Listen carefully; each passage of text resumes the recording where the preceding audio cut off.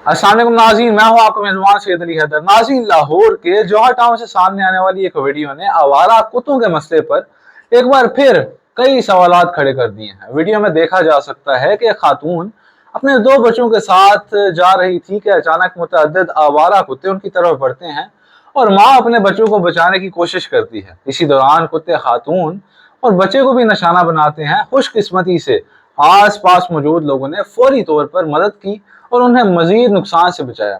नाज़रीन, अब ये वाकया 3 अगस्त को जौहर टाउन में पेश आया। मुतासरा बच्चों के वालिद के मुताबिक उन्होंने मुतलका इदारों से राब्ता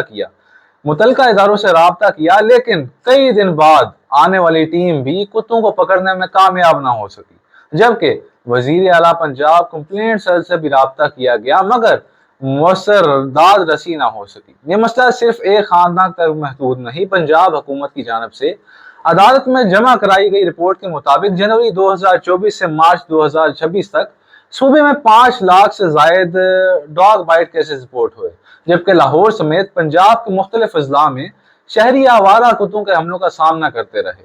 दूसरी जानब आवारा कुत्तों की तादाद को कंट्रोल करने के लिए TNR जैसे तरीकाकार को एक मुमकिन हल के तौर पर पेश किया जाता है, जिसके साथ जानवरों के लिए मुनासिब शेल्टर्स और मुस्तकिल मॉनिटरिंग भी जरूरी है। लेकिन सवाल ये है कि ऐलानात, यहाँ पर एक बड़ा सवाल है कि ऐलानात, कमेटियां और मीटिंग्स अपनी जगह, शहरियों की अमली हिफाजत कब यकीनी बनाई जाएगी?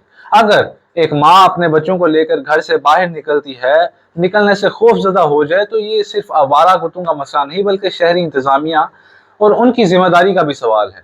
हमें ऐसा मुस्तकिल और मौसर हल चाहिए जिसमें शहरियों की हिफाजत भी यकीनी हो और जानवरों के साथ गैर जरूरी जुल्म भी ना हो।